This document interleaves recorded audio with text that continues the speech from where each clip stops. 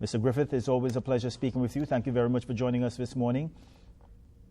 Good morning, Marlon. Yeah. Good morning to your viewers. Well, before we get deep into the conversation this morning, Mr. Griffith, I want to speak a little bit about your relationship. Because from what I understand, it was you who had, in 2010, brought this suggestion to the government at that time about splitting the ministry. Yeah, good morning again. So let me be clear. This is not owned by Gary Griffith. I was prior to being the National Security Advisor for Kamala Persad-Bissessar. So this is owned and decided upon fully by Kamala Persad-Bissessar and the UNC government. I was just doing my part based on, I did a lot of research. This was pre-2010 when she made the announcement of the Ministry of Defense and the Ministry of Home Affairs and the Ministry of Justice as well. Because after doing immense research throughout the world, I realized that we are in a situation where we co-listing a Ministry of National Security with 20,000 law enforcement personnel, over 10,000 civilians, with the largest responsibility, trying to save lives, dealing with terrorist activities, gender-based violence, concerns about rape, murder, kidnapping. It couldn't work. It was something that was about 20, 30 years ago. Let me add, before the critics start, the Ministry of Home Affairs is not the first. I think the PNM had a Ministry of Home Affairs decades ago as well. So before people started to criticize. And when it was split, it started with the Ministry of Justice. The Ministry of Justice was designed, when I designed the Ministry of Justice with about the GPS tracking and so forth, it was designed to assist in trying to revamp the criminal justice system. And unfortunately, the two ministers at the time, they did not look at how I drafted it, and it didn't have the value. Hopefully this time around, the new Minister of Justice will look at what it was drafted for and try to utilize it in that way, which is to do with reduction of recidivism, improvement of rehabilitation, looking at the whole concept of the justice system, persons in remand for 10 years for crimes where the maximum sentence is even shorter, dealing with situations of police absenteeism from court where criminals find a loophole to beat the system. That is known as tertiary crime prevention, dealing with the criminal justice system. So that's the Ministry of Justice. The Ministry of Home, when I cut the Ministry of Home Affairs and the Ministry of Defense, it is critical. You can't have one ministry trying to deal with border security, dealing with human trafficking, stopping human trafficking, illegal weapons, illegal immigrants, whilst at the same time trying to do with internal national security. I do wish to make a recommendation. It was the Ministry of Home Affairs, not the Ministry of Homeland Security. I don't know where the Homeland Security came in, because it can cause some degree of confusion with persons internationally, because Homeland Security in the United States, that's a US term, that deals primarily with border security, that deals with customs, immigration, and border security, which is exactly what the Ministry of Defense is here. So people believe there's duplication. It is not. It is supposed to be the Ministry of Home Affairs, which equates with India. They have a Ministry of Home Affairs. Guyana have a Ministry of Home Affairs. The United Kingdom, they have a Ministry of Home Office. So the Ministry of Home Affairs is to deal specifically with the internal aspects of security of a country, primarily the police, but also to include the fire services, the National Operations Center. And you'll see other things there that people are asking, well, what is that about? That is what I drafted when I was Minister of National Security. And unfortunately, the PNM government, they shut it down, such as the National Security Special Operation Group, the Community Comfort Patrol, the National Security Training Academy, which I set up, that is not being used effectively. It is supposed to be used for all arms of the protective services, not just for intelligence training. So there are certain things that you will see there under these ministries that people ask, what is it about? Those things were there initially. There's one called the Covert and Counter-Terrorism Unit, which is what I have a serious concern about. We are taking the concept of terrorism for granted. We believe it's only some person from a radical religious group. That's not true. But you see in the United States, someone can have an automatic weapon and 30, 40 persons can be killed in a few seconds.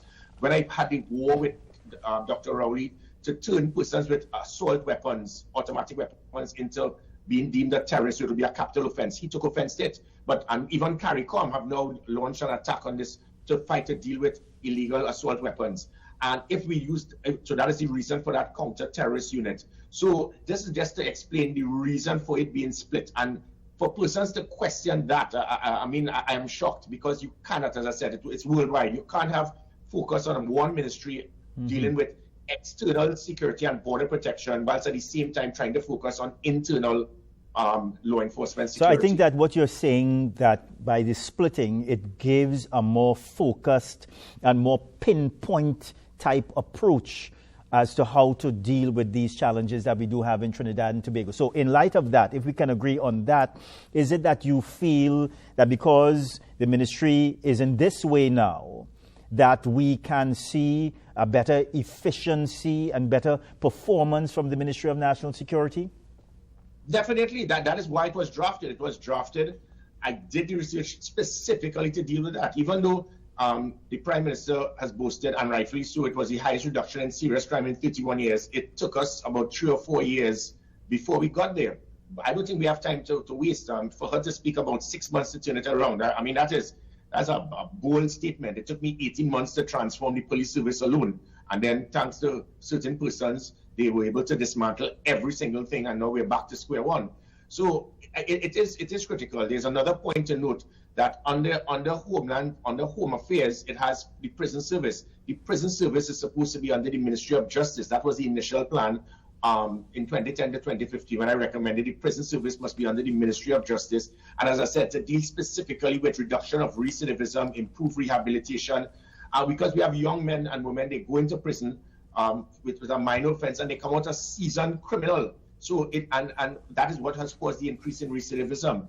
Again, there are so many loopholes that persons beat, and that all of these things cause that revolving door in crime. That is what the Ministry of Justice is specifically about. So the prisons is supposed to be under the Ministry of Justice, but if we put all of these different units and deal specifically, so it will cause Minister Alexander now to focus specifically on law enforcement. There is a catch to it, because I didn't complete it, and this is where it is that the government will have to do some shifting of the goalposts. There are certain units that may very well be part and responsible for their role and function in both ministries. For the SSA, for example, the SSA, even though I put it under the Ministry of Home Affairs, the SSA also has a major part to play with border protection. So the SSA is one. The Police Marine Unit, which was also something that was brutally shut down after I left as Commissioner. The Marine Unit may even though it is a police arm, it is going to work as an attachment to the Border Security Unit for the Ministry of Defense. So there are some things to deal with, and also the importance of that Ministry of Defense. The Trinidad and Tobago Defense Force have been totally ignored, isolated, and not utilized as effective as they should for the last 35 odd years since the attempted coup. They're still waiting for a war. They don't need to. Their role and function is specific towards an aid to civil power to support the state.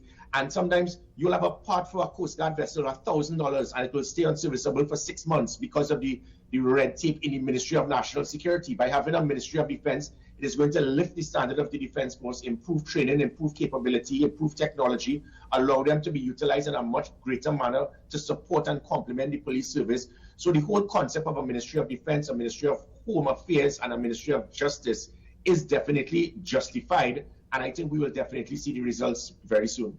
Speak a little bit about the Stand Your Ground legislation and home invasion laws, because up to Saturday, the Prime Minister was again saying, well, here's what, her Attorney General and other persons within the government, they are going to be working on the laws to push this forward. I know that during the election campaign, the run-up to the general election, you had certain concerns about this Stand Your Ground legislation. Yeah, many people criticize Dr. Rowley and Stuart Young for the PNM's defeat. I think the primary aspect of that defeat was because of Fitzgerald Hines. He went out of his way based on total incompetence. Remember, all this bacchanal with Gary Griffith and Firearm started because of him, where he made false accusations about questionable manners, why so many people should have firearms. The man is a dinosaur. So you had one government being comfortable with Stephen Williams and others giving out 200 firearms per annum when there were 35,000 applicants. What I did was to open the Pandora's box to make it much more accessible for law-abiding citizens with due diligence going through the whole process to see who may be qualified. And I moved it from 200 or 300 to at least 1,000. So 1,000 law-abiding citizens and 1,000 law enforcement officers. So still it would have taken about 30 odd years to deal with the backlog.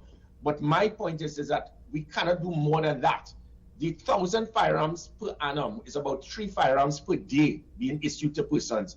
If you go more than that, because that 3 a day, Marlon, that included due diligence in background check, the spouse approving it, looking at your finance, psychometric testing, liaising with your neighbors, checking your homes, making sure that you're not an alcoholic, all of these different things.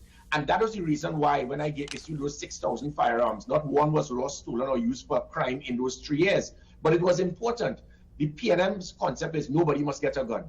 It must not be to the other side that everybody must get. So I think that comment, even though it may be perceived that everybody could get a firearm if you have a certificate of character, that's a no-no, because people with a certificate of character, you may be abusive to your wife, you may have alcohol problems, you may be violent, you may be a criminal but just never arrested as yet. So it cannot be that the United States system, everybody who has a certificate of character, you're going to get a firearm. We must keep the process that I would have done, and I can't see it being done much more. If you do it much more, it's going to weaken that due diligence process, and it's going to lift the possibility now of the wrong persons getting a firearm. Having said that, it is important that we get out of this old-time belief that guns will kill people. Many persons' lives were saved because of me opening that Pandora's box. Kamala Persad-Bissessar, Prime Minister Persad-Bissessar, she saw the value in it politically because everybody enjoy it. Gary's finally giving out firearms to businessmen and so forth. But it has to be carefully crafted. It cannot be, anytime we lose the focus to start giving it out willy-nilly, it can have an effect now where weapons can be lost, you could forget it somewhere, you could have a negligent discharge, you can use it against your family, you can use it for crime, you can rent it. So we have to be very careful not to give it to each and every person. I think that is a responsible government would and should do that. As it pertains to the stand your ground law, again, remember I spoke about the one shot, one kill. You have to be, if it is that it's my property, it's my right to defend my property and my assets and my family. Whilst at the same time, it must not reach the point that we believe that if somebody jumps over in your yard just to get a football, it gives you the right to shoot someone, or you continue to shoot the person until they're dead.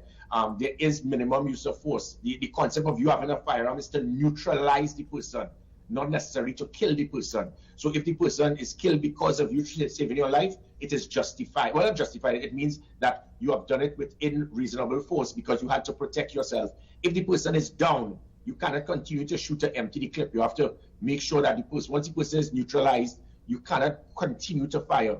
You cannot look to shoot someone just because they walked into your yard. There must be that belief that that person is doing something that to put your life at risk. So I think the wording of stand your ground and so forth, what the government may want to do is to just find avenues to ensure that in the scales of the criminal justice system, it has been shifted so much towards the criminal elements. What we need is to ensure that the scales of justice can finally be tilted towards the rights of the law-abiding citizens. Yeah, but I think that what you're suggesting, because you mentioned it a few times, is that you believe that there has to be a rigid procedure before firearms are put in the hands of people. And as I listened to you, I remember the Prime Minister, then opposition leader, saying to empty the clip. Yeah, and it's the right thing to say to have law-abiding citizens. People are fearful. The biggest concern for this country is your right to be safe. You're worried that your wife can be raped, your daughter can be kidnapped, your son can be killed. So by saying that, it is a good political line to have, because the majority of the country are law-abiding citizens who right now they are suffering, they are fearful because of criminal elements. You say that, it gives you a degree of confidence and strength to go and probably support that government.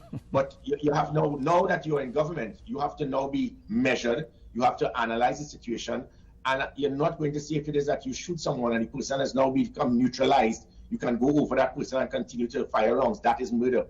So I think those would have been political lines that would have been done to assist in a campaign. Now it comes to legislation, we have to be very careful. There's nowhere in the world that someone can be neutralized and you can go over them and continue to fire until you empty the clip. That is murder. Nowhere else in the world. So if it is so, I think now we have to look at reality and proper legislation to ensure that the rights of the law-abiding citizens can now be balanced.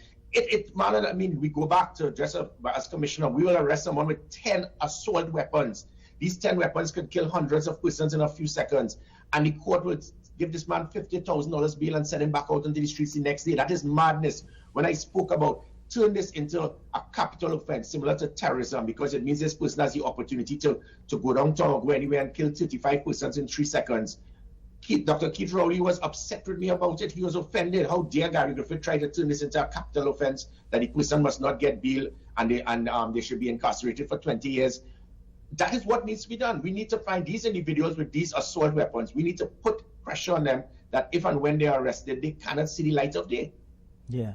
But Gary, where's the panacea when it comes to effectively and adequately dealing with the, I don't want to say the behavior, but the rulings, the judgments of the court? Because I think that from time immemorial, there have been criticisms of these judgments, what are being handed down by the courts and the judges and the magistrates and so on. And I think that the response of the judiciary has been, well, these are the laws that are there and we have to follow the laws. But there has been the criticism, well, it would seem that the laws are not serving the citizens of this country. And you know, sometimes when criticisms come from the government about the judiciary, then you go into the area of separation of powers and so on. So how do we get a balance? How do we get to the middle ground of all of this?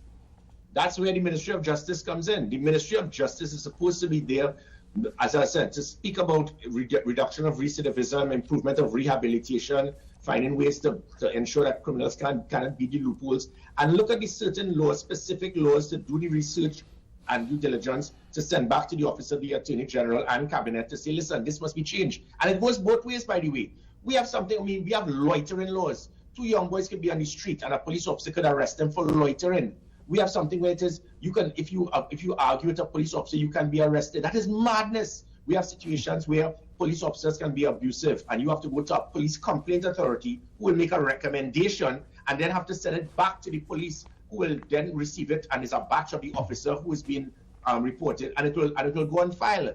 Those things must all be changed. We criticize, I could go now and speak about it, we criticize Section 34 because persons, and it was a law to say that if it is that the state is targeting you and charging you for something, if after 10 years you can't get it right, it must be scrapped.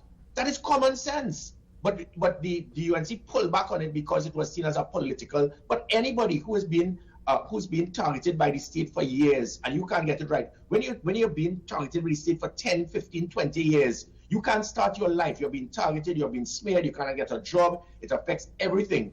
And you say Section 34 is something that if after 10 years the state is charging you for something and the state cannot get their act together to move forward with the case, it must drop. And people are saying that is a problem. All of these things we need to reopen. We need to reignite and understand.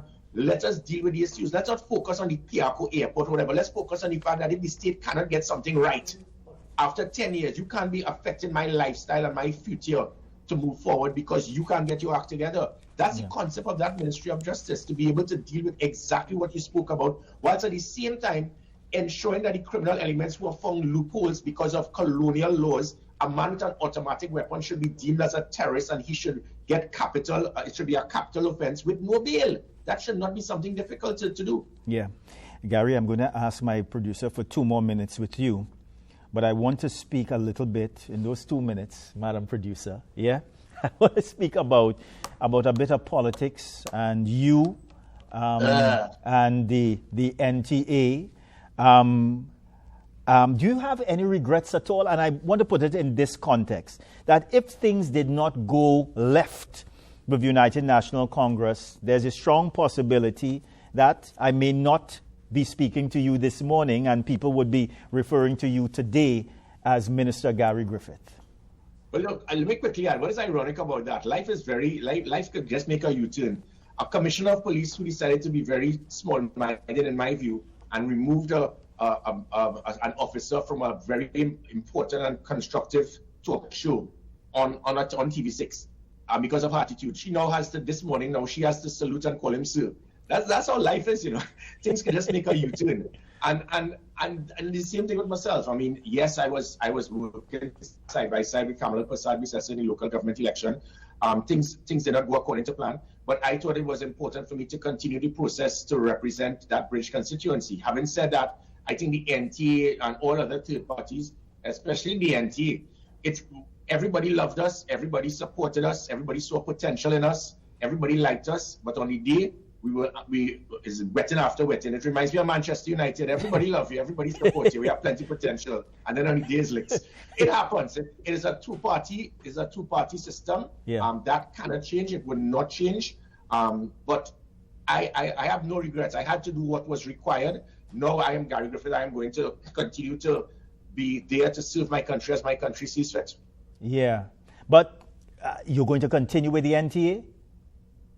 Well, the NTA is bigger than Gary Griffith. The NTA is a representation of that bridge constituency. Yes. The fact is that because of the fear factor, there will be many people in the PNM, 120,000 who did not vote. They rather not vote than to vote for a third party or to vote for the UNC because of hatred or fear or whatever.